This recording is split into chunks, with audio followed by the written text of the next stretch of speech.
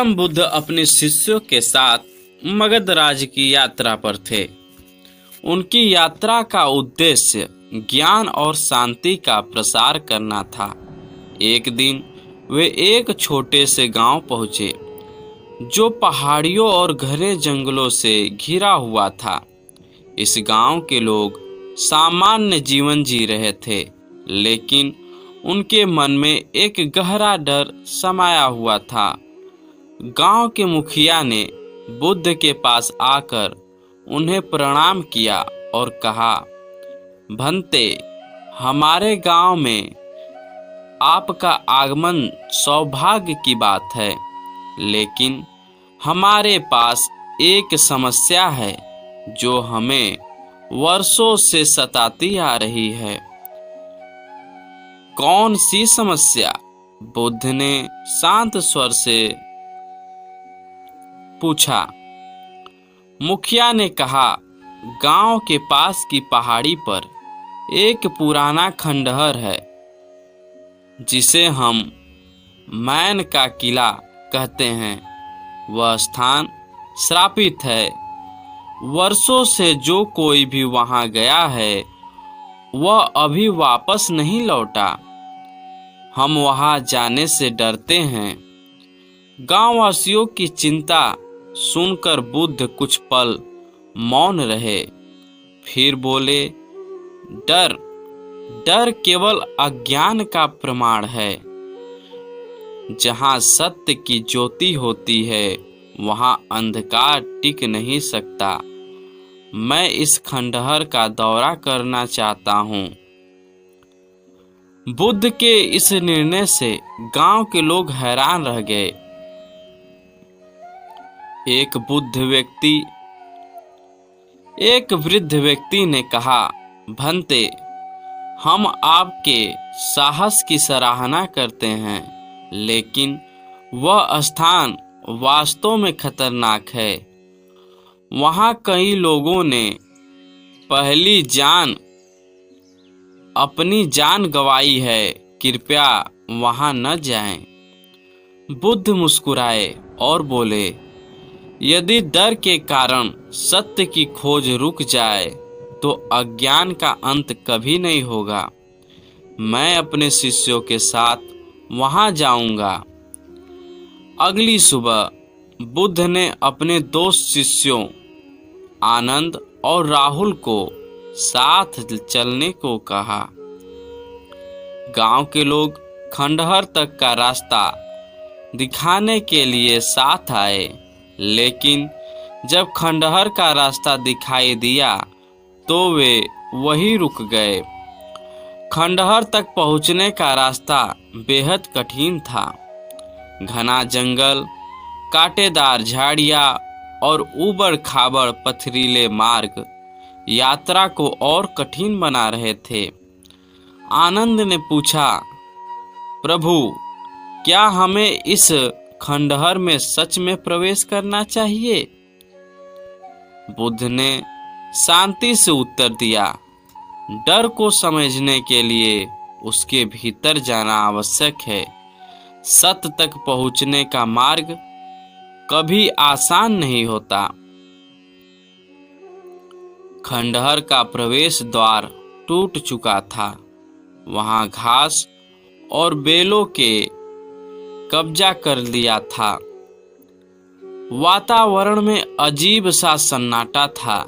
ऐसा लग रहा था जैसे यह स्थान वर्षों से किसी का इंतजार कर रहा हो। जब बुद्ध ने खंडहर में कदम रखा तो अचानक ठंडी हवा का झोंका आया। राहुल ने पीछे हटते हुए कहा, यह स्थान सचमुच डरावना है।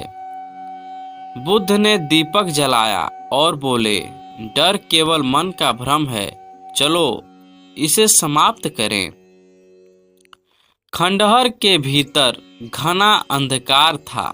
दीवारों पर अजीब आकृतियां और चित्र बने हुए थे। ऐसा लग रहा था जैसे यह स्थान कभी किसी की समृद्ध सभ्यता का हिस्सा रहा हो। अचानक एक गूंजती हुई आवाज आई, तुम्हारी हिम्मत कैसे हुई यहाँ आने की? आनंद और राहुल भयभीत हो गए, लेकिन बुद्ध स्थिर खड़े रहे।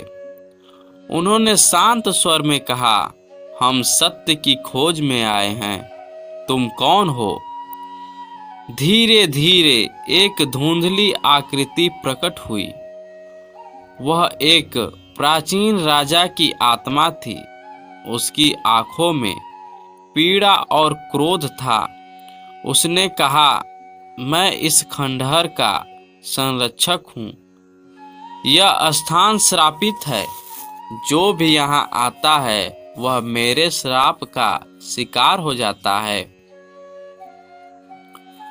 बुद्ध ने आत्मा से पूछा, तुम्हें यह श्राप क्यों मिला? तुम्हारी पीड़ा का क्या कारण है? आत्मा ने उत्तर दिया, मैं इस स्थान का राजा था। मेरे लालच और अहंकार ने मुझे पाप का भागीदार बनाया। मैंने अपने राज्य के लोगों पर अत्याचार किया और उनकी प्रार्थनाओं को अनसुना किया। मेरी मृत्यु के बाद मुझे इस खंडहर में कैद कर दिया गया। अब मैं यहाँ भटक रहा हूँ, मुक्ति के लिए तरस रहा हूँ। बुद्ध ने कहा, मुक्ति का मार्ग करुणा और सत्य में है। अपने पापों का प्रायश्चित करो और स्वयं को क्षमा करो। बुद्ध ने आत्मा को ध्यान करने की विधि सिखाई। उन्होंने कहा, ध्यान के माध्यम से तुम अपने भय और पीड़ा को समाप्त कर सकते हो। अतीत को स्वीकार कर वर्तमान में रहो, यही मुक्ति का मार्ग है। आत्मा ने बुद्ध के निर्देशों का पालन किया। धीरे धीरे उसकी पीड़ा समाप्त होने लगी। अंततः वह एक दिव्य प्रकाश में विलीन हो गए। खंडहर की डरावनी ऊर्जा समाप्त हो गई और वहां शांति छा गई। जब बुद्ध और उनके शिष्य गांव लौटे तो ग्रामीणों ने देखा कि खंडहर की अजीब ऊर्जा समाप्त हो गई है। मुखिया ने पूछा, प्रभु, आपने खंडहर में क्या देखा? बुद्ध ने उत्तर दिया, डर केवल अज्ञान का परिणाम है। सत्य की ज्योति से अंधकार मिट जाता है। यदि हम अपने भय का सामना करें तो हम उसे समाप्त कर सकते हैं। गांववासियों ने बुद्ध की इस शिक्षा को आत्मसात किया। उन्होंने समझा कि भय और अज्ञान को दूर करने के लिए सत्य और करुणा का पालन करना आवश्यक है। दोस्तों, अगर आप गौतम बुद्ध के साथ इस खंडहर में होते तो क्या आप अपने डर पर काबू पा सकते थे? इस कहानी से आपको कौन सा सबसे महत्वपूर्ण सबक मिला? दोस्तों, आप हमें कमेंट में अवश्य साझा करें। अगर आपको यह कहानी पसंद आई हो तो इसे लाइक करें।